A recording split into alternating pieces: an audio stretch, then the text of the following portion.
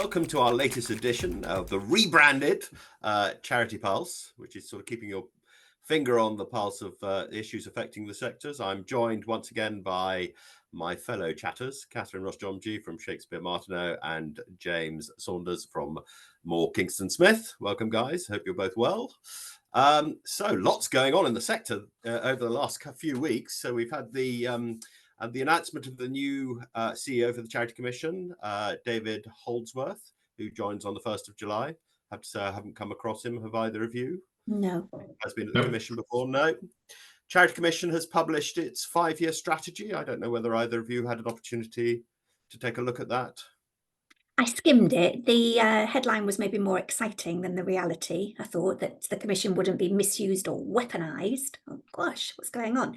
But I think that was more just, the argument back to we're not here to be used by politicians or others in these culture wars or any other disputes. So I thought that was quite useful to see the Commission asserting its independence and its particular role.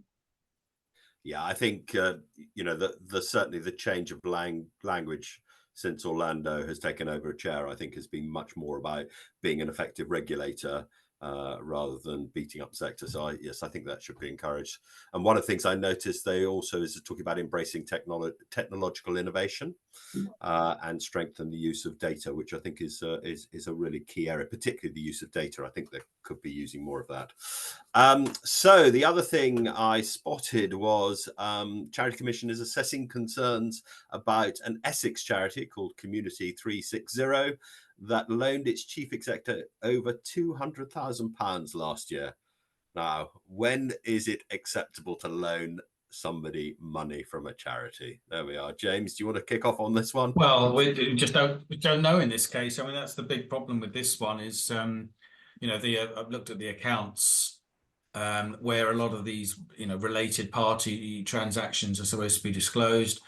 In my world of accounting and auditing and financial statements, the Charity SORP, which is the guidance for how charities prepare their accounts, says related party transactions are enormously important and enough information should be put in the accounts that users can see what's going on, and that importantly, charity money is being used for the benefit of the charity and its beneficiaries.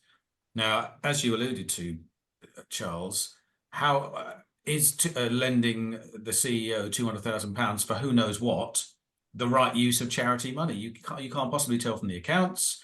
When you look at the numbers, the CEO was paid £60,000, but if they're the leading or the highest key management personnel there, the husband and wife of the CEO and her husband were paid another £106,000, and then on top of that there was a £206,000 loan as well. I mean, how much money needs to go to one person? And there is no disclosure in the accounts about why this is. I mean, there is a narrative about a limited narrative about conflicts of interests, but there's no way of knowing it. And clearly the accounts are remiss in not disclosing enough information for the informed user to understand whether these related party transactions are at arm's length and in the charity's best interests or not. Yeah. I mean, I think if this was me, I'd be talking to clients and saying, how is this going to look? The optics don't look great. And the fact they haven't explained it fully in the account, so it doesn't give them any backup. And alarm bells for me was that, the Commission said they'd engaged with this charity previously regarding conflicts of interest and related party transactions. And so to see this and trying to work out what's the possible interest rate, I was looking at this from the trustees saying, if your duty is to maximise the charity's assets, how is making a loan to the chief exec on what seems to be a low interest rate, how is that in the charity's best interest? It just doesn't seem to stack up in terms of motivation and what their actual legal duties are, rather than some sort of family connection that feels too close.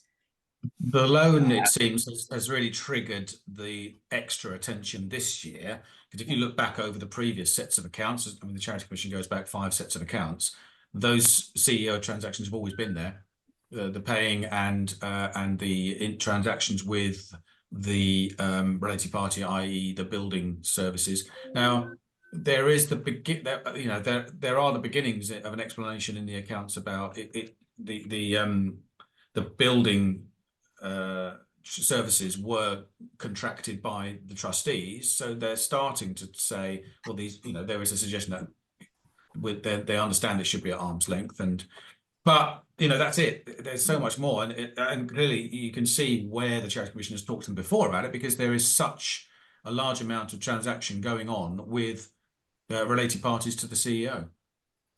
Yeah, I have to say I was slightly surprised. I mean, the CEO has been in place since 1992. They've obviously. It's also, Charles, where you've got to start wondering whether there's this de facto trustee role. I mean, is the CEO actually more powerful than the trustees in this case? There is an open question there. If the CEO has been there since 1993, trustees rotate every, let's say, 5, maximum 10 years, maybe. There's a definite question about where the power lies here.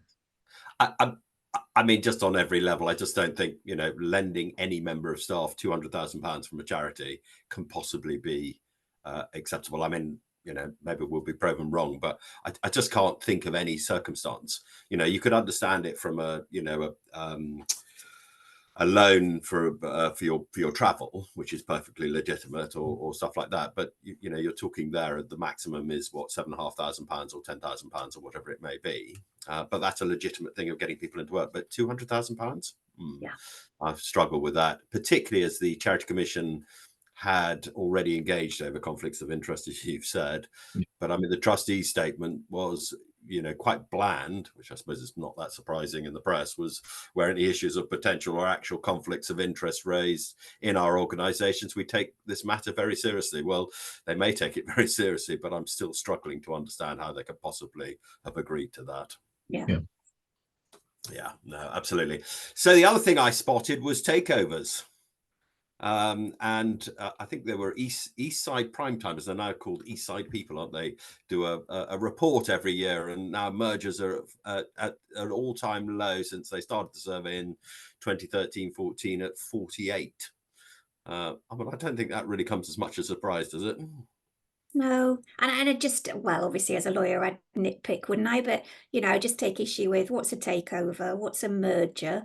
Is good merger just because it's charities, or is there a possibility we can have a bad merger? I just thought, to me, that information looks flawed, because you can easily merge charities without anyone externally necessarily being able to identify that. There are all sorts of different ways that charities can legally merge, that they might want to keep separate brands, they might want to operate in different ways. So we've said this before. I mean, a full-blown merger, as in, completely taking over and closing down the previous charity, takes a lot of time, a lot of money, and isn't always a greater efficiency at the end of it. So I think it's sensible at times that we haven't got a huge amount of mergers going on, because arguably that could be wasted charitable funds. So I just didn't quite dive into these figures are gospel. Yeah, the problem is it's always predicated, isn't on there too many charities and too many charities doing the same thing. Yeah, I have to say, having been through a merger myself, I would never do it again as a trustee. I mean, it was, and it was two strong organizations coming together and both boards of trustees. But even 3 or 4 years later, down the line, we're still dealing with issues that have come out of the merger with the best will.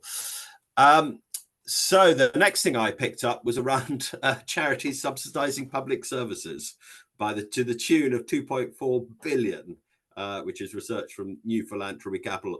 I have to say, it's not new about the subsidy, but the size of the quantum of it, I think, is quite alarming.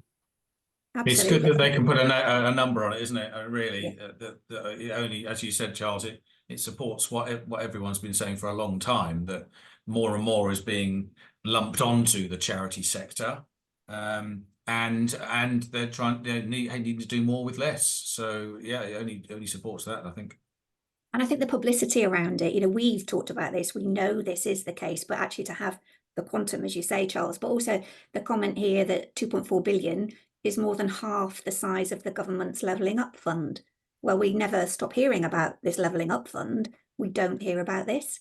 And I think when we've got MPs criticising charities, misunderstanding how charities operate, how they're funded, how they're governed, you know, they should be looking into this report to actually understand how they are not funding crucial services that people believe the state are paying for, and they're not.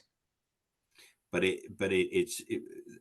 mean, politically, it suits their book, doesn't it? I don't care which side of party you are, to pay as little as possible and get charities to contribute. I mean, the number that the NPC came up with was that on the average, charity is funding 35% of each contract, which is an extraordinarily high number. Yeah. The one issue, I suppose, that you have to take into account is, I mean, I think about the hospice movement.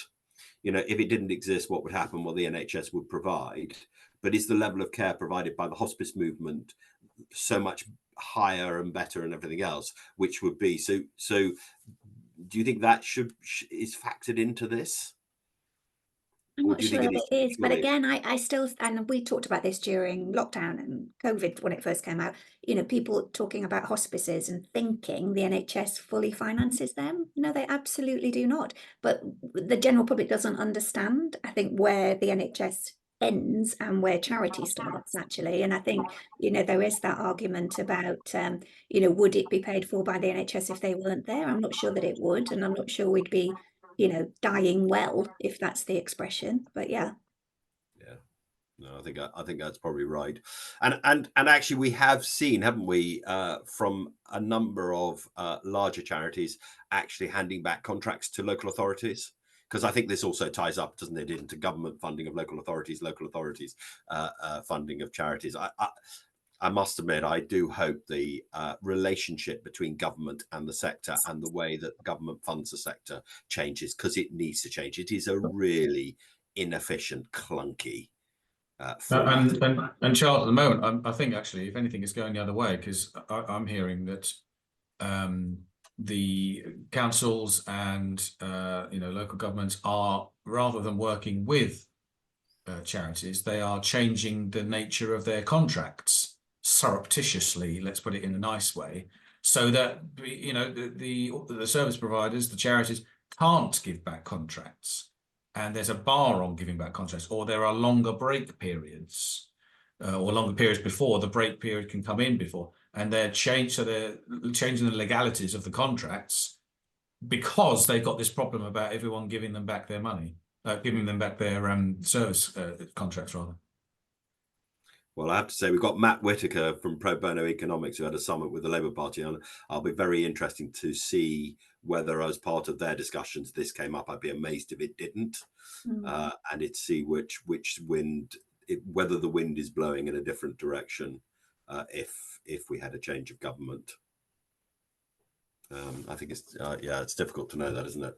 And then the final thing I sort of spotted was about a name change for Hamish Ogston Foundation to, is it Vine Hill, I think? Yeah, and whether that untarnishes the charity's reputation. If you remember, we discussed this, I think, a few casts before. I don't know, Catherine, if you had a look at that.